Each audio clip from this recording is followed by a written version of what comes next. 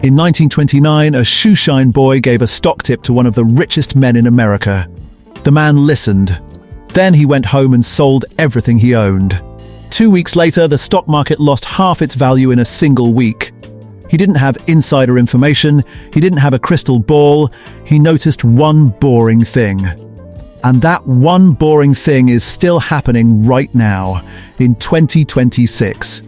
In your own life, and almost nobody is paying attention to it. Stay with me, because by the end of this video, you will never look at a hot investment the same way again. His name was Joseph Kennedy. Yes, that Kennedy family. In late 1928, he was getting his shoes shined on Wall Street like he did every week. But that day, the shoeshine boy said something strange. "Mr. Kennedy, you should buy Hudson Motors. I bought some myself. It's going straight up." Kennedy smiled and paid the boy. But inside, something clicked. He thought, if a boy who shines shoes for a living is giving stock tips, who's left to buy? Everyone is already in. That single, boring realization made him one of the only rich men who kept his fortune when the 1929 crash wiped out millions. But here's the part nobody tells you: this wasn't luck. This was a pattern that has repeated at least 6 times since then. And once you see it, you cannot unsee it. Let's rewind further. Every single financial bubble in history, tulips in Holland, the dot-com crash, the 2008 housing crash, even crypto in 2021, they all follow the exact same boring blueprint. Not exciting news. Not secret government reports, just boredom. Here's how it works. Stage 1. Something genuinely good happens, a new technology, a new industry, real value gets created. Stage 2. Smart, informed people invest early. They understand the risk, but they're careful. Stage 3, and this is where it gets dangerous. The boring people show up. Not boring as in bad boring, as in people who have never invested in their life, people who don't read the news, people who only pay attention when literally everyone around them is talking about the same thing. When your barber starts giving stock tips, when your cousin who's never saved a rupee starts trading, when ordinary conversations turn into investment tips, that's not a good sign. That's the alarm bell. And in the next minute, I'm going to show you exactly where this alarm bell is ringing right now, and most people are dancing to the sound instead of running from it. Let's talk about why smart people, not just naive ones, fall for this every single time. Our brains are not built for markets. They're built for survival. Thousands of years ago, if you saw everyone in your tribe running in one direction, you ran too. You didn't stop to analyze.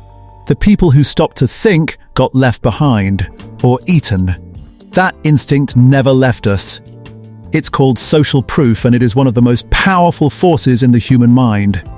So when you see your neighbor buy a new car from crypto gains, your brain doesn't calculate probability. It just screams, everyone is doing it, so it must be safe. But here's the cruel twist: the safety you feel is exactly what makes it dangerous. Because a market only crashes once almost everyone who was ever going to buy has already bought. There's no one left to push the price higher.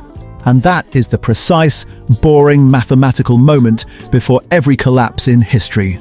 Now here's where it gets personal, because this same pattern is playing out in something you might be holding right now. And I'm not talking about crypto. Let's go back to 2008. Everyone blames banks. Everyone blames Wall Street. And yes, they made it worse.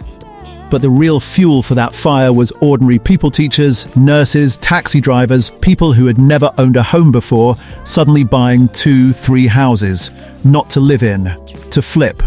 Why? Because their co-workers were doing it. Their neighbors were doing it. It stopped being an investment decision and became a social one. Nobody wanted to be the boring person left behind. That's the trap. The fear of missing out is stronger than the fear of losing money until the money is actually gone. And when it collapsed, it wasn't the early, careful investors who lost everything. It was the last ones in the boring, ordinary people who joined because everyone else already had. So how do you know, right now, today, if you're one of the early smart ones? or one of the last boring ones walking into the trap. There's one simple test, and it takes 10 seconds. Ask yourself this one question about anything you're investing in right now. If I explained this investment to my grandmother, would she understand why it makes money? Or would I just say, trust me, it's going up?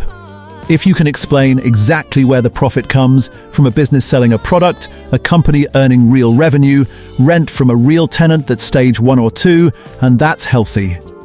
But if your only answer is because more people will buy it after me, you are not investing. You are gambling on boredom running out. This is exactly what Kennedy noticed with the shoeshine boy. The boy couldn't explain why Hudson Motors was a good company. He just knew it's going up. That sentence, "it's going up," has ended more fortunes than any market crash ever has.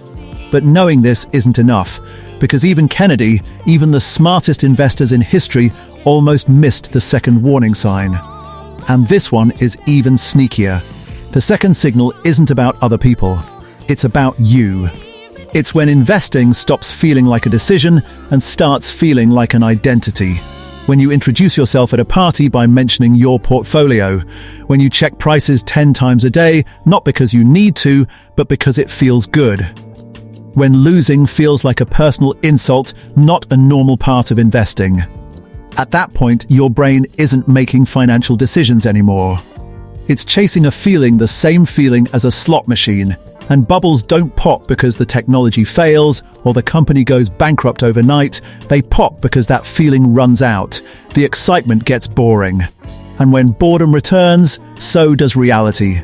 So what actually protects you? Not luck. Not timing the market perfectly. It's one simple habit, the same boring habit Kennedy used almost 100 years ago. Let me show you exactly what it is. Here it is. Ready? Kennedy asked one boring question before every big decision. Who is left to buy after me? That's it. Not a formula, not a secret indicator, just a boring, unglamorous habit of asking who's still on the sidelines. If everyone you know is already in family, co-workers, strangers on the bus, there's no one left to push prices higher. You're late. If people around you have never even heard of it or actively think it's a bad idea, that's usually where the real opportunity still lives. This habit will never trend on social media. It won't get you excited at a dinner party. It's slow, careful, boring, but boring is exactly why it works. Boring doesn't panic. Boring doesn't chase. Boring survives the crash that takes everyone else's money.